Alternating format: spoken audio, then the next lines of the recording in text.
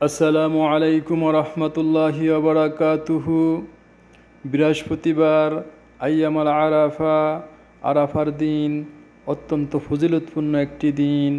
এই দিনে আল্লাহ রব্বুল আলামিন হজরত আদম আলাইহিসসালাম এবং মা হাওয়া আলাইহিসসালামের দোয়া কবুল করেছিলেন এবং তাদের গুনাহগুলো ক্ষমা করেছিলেন। আরাফার দিনের সবচেয়ে গুরুত্বপূর্ণ আমল হলো নফল রোজা। আরাফার দিনে রোজা সম্পর্কে হাদিসে আসছে, কেউ যদি আরাফার দিনে রোজা রাখে তাহলে আল্লাহ রাব্বুল আলামিন তার পূর্বের 1 বছরের গুনাহ এবং পরের 1 বছরের গুনাহ ক্ষমা করে দিবেন। তাই আমরা সবাই আরাফার দিন বেশি বেশি করে দোয়া করব এবং নফল রোজা রাখব।